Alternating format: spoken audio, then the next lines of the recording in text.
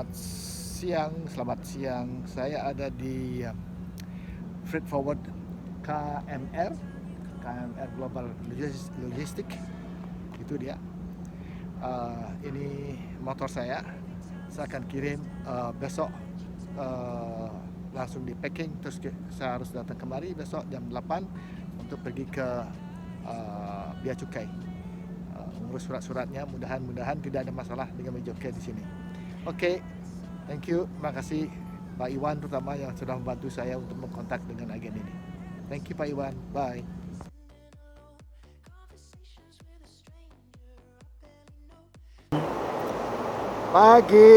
Selamat pagi dan selamat pagi. Saya harus balik ke border Amerika Kanada untuk mendapat import stamp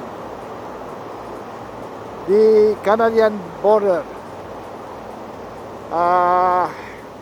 Waktu saya masuk ke Kanada tidak ditanya mengenai apa-apa. Saya sudah beritahukan bahwa motor ini adalah motor luar Kanada, tapi tetap aja use just alright, oke, jalan aja, dia bilang gitu. Tapi di sini tadi saya di Bea dan Cukai, saya ditanya mengenai import stampnya di border Kanada. Kalau nggak begitu dia tidak bisa membuat export stamp.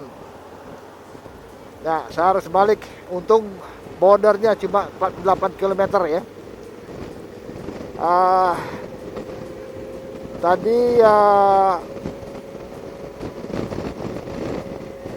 minyak saya habis. Ya bukan habis-habis sekali sih, masih bisa sih. Stop ke pompa bensin di Chevron. Ada orang Birma nyamperin saya karena istrinya katanya orang Indonesia. Dia take fotos sama orang Punjabi yang tahu mengenai Indonesia dan Bali. Dia say hello to me and take a lot of photos. So sekarang saya tepat balik ke border. Lagi 30 km ini. Udah mulai dingin sih sebetulnya lagi 19 derajat. Saya nggak pakai apa-apa di sebelumnya. Untuk saya bawa jaket windbreaker ya. Ya. Tapi emang ya CPD di Amerika itu, dari Amerika Selatan sampai ke utara ini tidak pernah dipakai. Malahan di Amerika Tengah dan Amerika Selatan itu mereka nggak ngerti apa itu CPD. Pernah saya ada masalah di mana ya waktu itu ya, di Kolombia kalau salah ya. Waktu keluar dari Kolombia,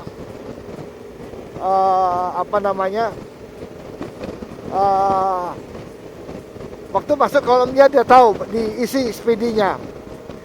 Diisi CPD, waktu saya keluar yang mereka minta surat yang lain gitu. Tapi tahu nggak, saya nggak diberi apa-apa, saya diberikan ini. Waduh, masa justru yang di border sebelahnya dia nggak ngerti loh. Jadi ngurusin itu sampai 2-3 jam loh. Dia harus telepon, dia harus ini dikirim ini yang betul apa enggak dan sebagainya. Ada. Itu aja yang minta CVD waktu di Kolombia. Itu masuknya. Waktu keluarnya itu susah.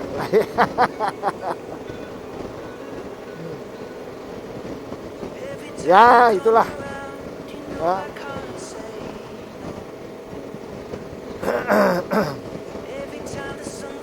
Jadi di sini pun ada persepsi mengenai CPD, nggak semuanya dipakai ya. Tapi memang CPD itu selain daripada di Asia sama Eropa sama Afrika ya, yang di Amerika itu sama sekali nggak pernah dipakai. Rusia nggak pakai juga ya. Jadi kalau kita masuk ke the 10 countries ya, kita cuma diberikan satu surat dan saya bisa masuk ke semua negara di 10 country bekas Soviet Uni itu. tanpa diperiksa lagi.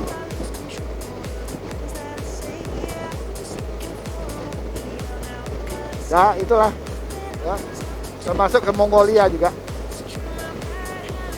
Oke, saya ini masih menikmati Kanada juga ini. Naik motor lagi 48 km. Lagi 26 sekarang. Ya, mudah-mudahan nggak ada masalah ya. Saya inginkan hari ini saya udah masuk di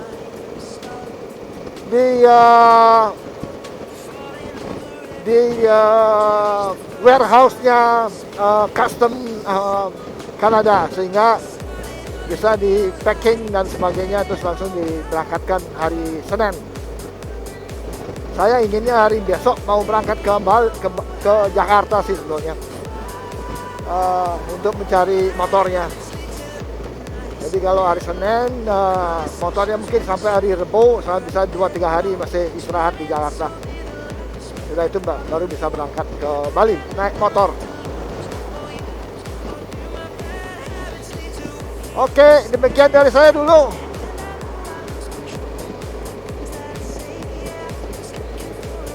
Cuacanya agak gray, agak kabut. Nah, bukan kabut, apa namanya, mendung. Temperatur 19 derajat. Tangan saya udah mulai kedinginan. Oke, bye-bye. Siang sudah, saya tadi sudah ke border Amerika sama Kanada. 48 km pulang pergi ini. Pagi ini. Oke, saya udah dapat stamp. Kayaknya ya jalan tangan gitu aja. Tanpa tanya apa-apa. Tanyain, kamu betul ini naik motor dari mana? Dari Argentina ke Alaska. Ya, betul. Ya udah, tangan. Sekarang mau di reekspor kembali ke negara saya. Ini ya, yang saya lihat di sini bahwa pejabat apapun ya di negara maju ini, aparatnya tidak mencari kesalahan orang ya. Dia berusaha membenari, kecuali bagi mereka yang sudah tahu, sepertinya umpamanya kecepatan 100 km, kamu jalan 150 km, kamu melanggar itu. Kalau kamu tahu sudah ada banyak apa namanya tanda-tanda itu. Tapi kalau kamu nggak tahu, ya mereka nggak akan border. Jadi intinya ya, selama kayak ini umpamanya 80 km ya, saya lari sekarang udah 95. 90 masih 10% gitulah ya, masih ada toleransi. Nah sekarang 50 ya harus turun lagi. Semua orang nurunkan gitu. Nah tanda-tanda ini komplit, ada jelas dan komplit dan bisa dilihat. Nah kalau kita melanggar tanda-tanda ini baru kita kena. Tapi kalau kita tidak tahu dan tidak ada tanda, it's no problem. Ya kayak tadi saya di border gitu, dia tahu bahwa motor ini bukan register di Kanada dan saya tidak tinggal di Kanada, saya punya paspor, saya punya visa. Bagi dia fine, okay, let me do it. Semestinya aparat tentu itu ya.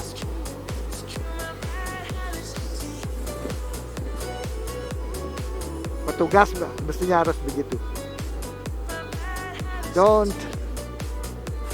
Jangan cari masalah gitu. Kalau bisa selesaikan ya udah. Kalau umpamanya nggak tahu, oke, penalti. Oh kalau kita tahu dan kita melanggar, nah oke, itu penalti keluar. Oke, itu intermezzo sedikit. Ya. Sekarang saya menuju ke freight forwarder lagi. Mudah-mudahan saya bisa tinggalkan di sana, saya nggak usah pergi ke ini lagi, ke bea cukai. Karena jauh banget bea cukainya lagi. 13 km dari freight forwardernya. Dan bensin saya memang saya baru saja ngisi 5 liter aja. Untuk 100 km udah cukup kok.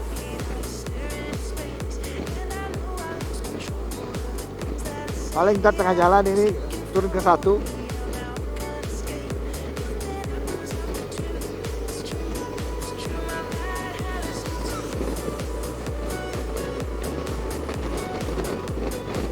Oke, cuaca masih gray, masih mendung.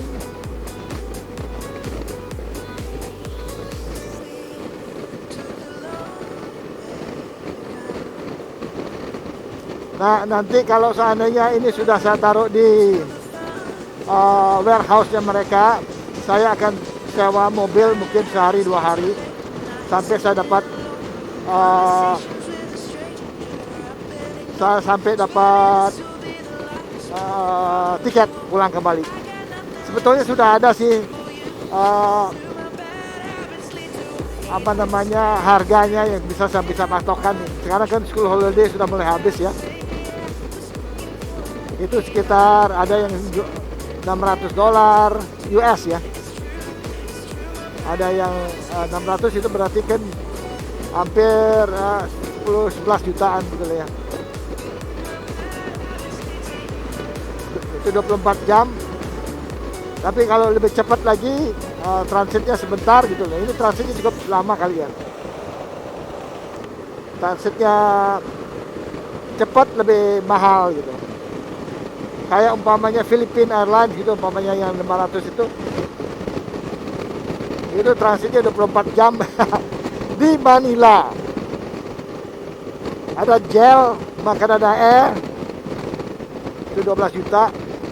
Ada yang 15 juta juga dengan Garuda. Sampai Jakarta, saya harus pergi ke Jakarta karena saya akan kirim motor saya ke Jakarta.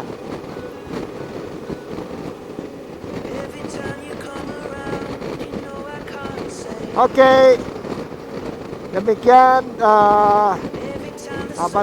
selain itu nggak ada apa-apa ya. Saya nggak, cucu-cucu saya belikan t-shirt Yukon t-shirt sama Alaska t-shirt.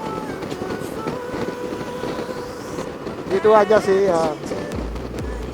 They are the most important.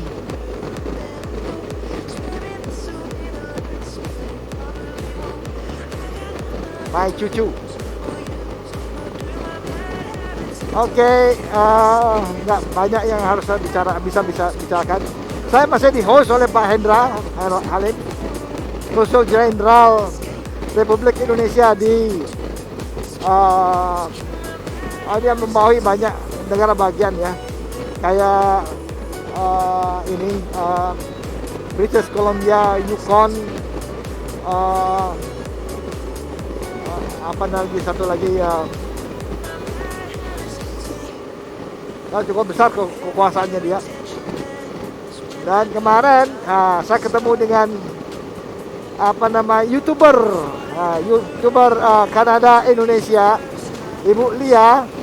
Dia memperkenalkan makanan tradisional Indonesia.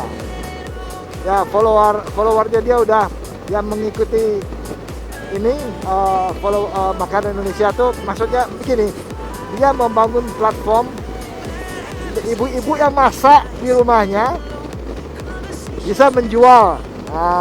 Bagus sekali idenya nih. Platform ini namanya masakan tradisional Indonesia by ibu-ibu ya, home industry ya, home makanan rumah. Jadi mereka buat list ya semuanya, makanan apa ada.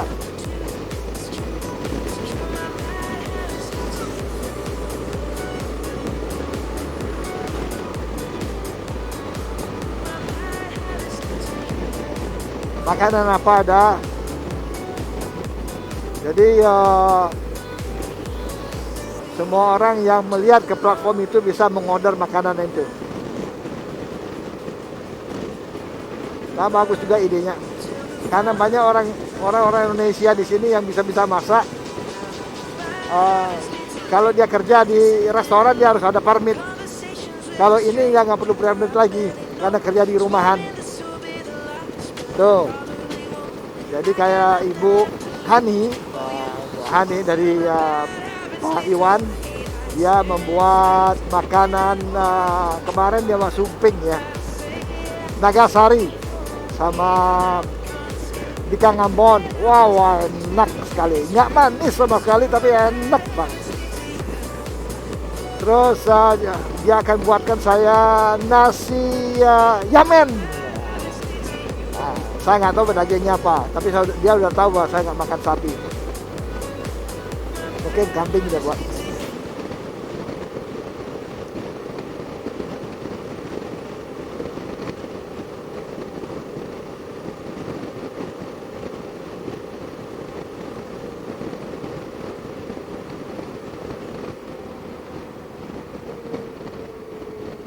Saya beli bensin dulu, kayak masih satu strip, ini saya isi lagi 5 liter aja.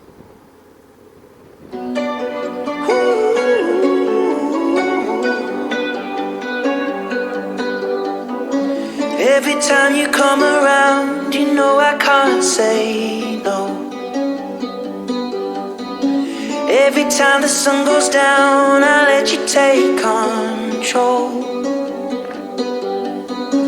I can feel the paradise before my world implodes. And tonight had something wonderful. My bad habits lead to late nights, sitting alone, conversations with a stranger I barely know. Swearing this will be the last, but it probably won't. I got nothing left to lose or use, or do my bad habits lead to white eyes stare into space, and I know I lose control of the things that I say. Halo, selamat sore, selamat siang sih sebetulnya. Jam berapa? Jam 2 ya, jam 2.30. Oke, saya baru selesai dari custom di airport untuk re-export. Cepat sekali, gampang, nggak sampai 2 menit, 5 menit udah selesai semuanya.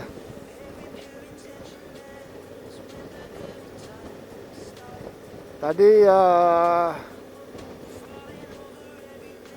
bentar dulu, saya di mana harus belok? Sini harus belok ke kiri ya. Google itu kadang-kadang telat dikit. Jadi saya re-export tadi sudah ditandatangani semuanya, sudah on reg lah orang bilang, sudah menuruti peraturan. Saya sekarang menuju ke freight forwarder, sudah itu kasih motornya, saya akan pesan taksi.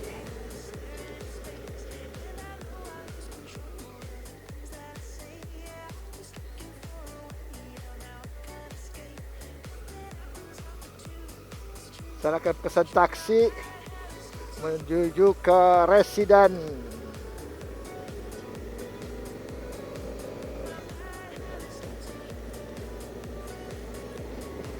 Penginapan saya mulai mencari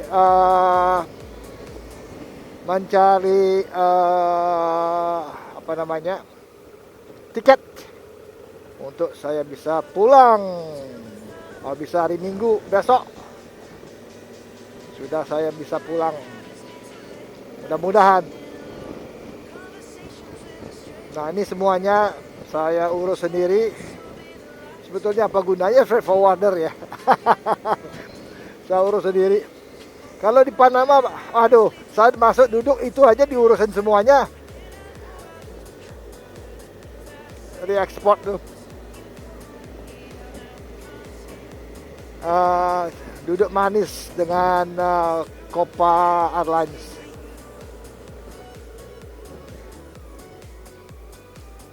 Tapi ini kayaknya Ini orang Punjabi. Nah, di sini semuanya urusan dengan orang Punjabi, orang India semua.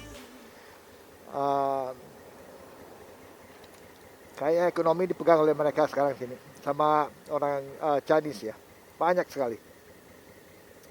Orang Kanada bilang Vancouvernya namanya apa nama istilahnya antara Uber Chinese Uber gitu, Chinese Uber apa gitu.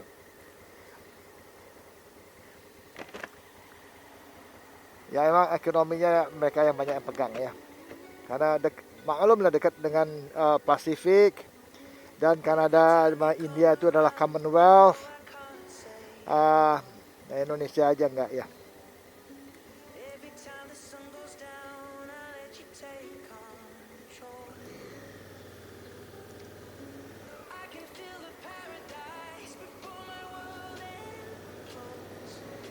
Indonesia bukan Commonwealth, bukan apa-apa.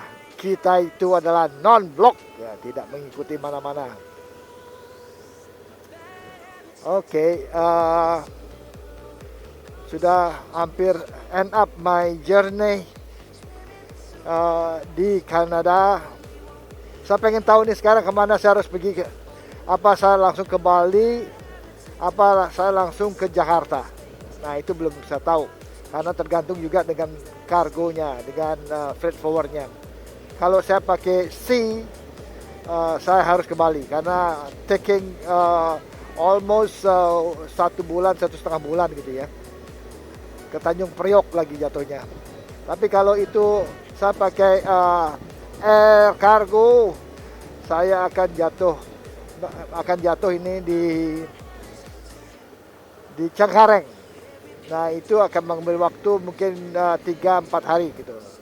Jadi kalau 3-4 hari saya harus ke Jakarta. Jangan ambil tiket pulang pergi lagi. Bali. Tiket di Indonesia too expensive. Very mahal. Tapi emang tiket pesawat ini semuanya mahal ya. Gasolinnya mahal, kedua juga pesawatnya kurang. Ketiga juga krunya udah tidak begitu banyak. Banyak alasannya lah. Emang susah sini ya. Tapi bagus juga untuk ini orang ada kesempatan untuk bekerja. Apa namanya?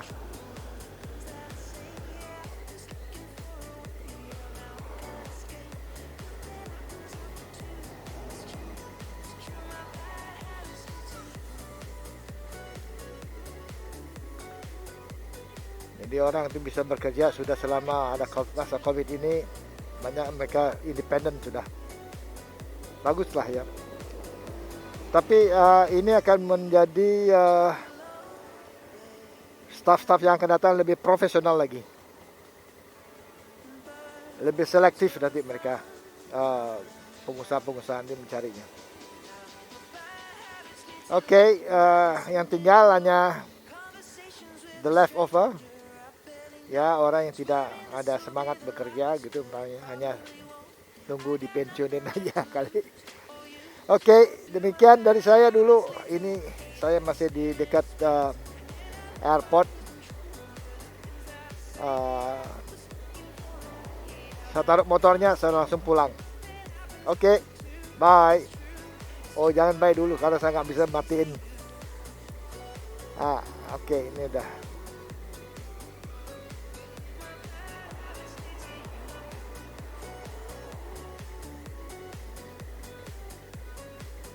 Nah, ini susah nih. Orang mau belok ke kiri itu. Oke.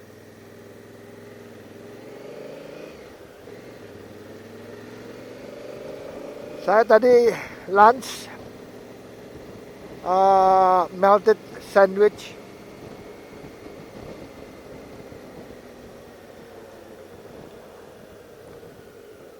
Tapi makan pagi saya banyak sekali. Itu biasa makan breakfast di Every time you come around, you know I can't say no. 3 hari ya. 3 hari. Every time the sun goes down, I let you take control. I can feel the paradise before my world implodes. And tonight Oke, had sekian dulu. something Bye-bye.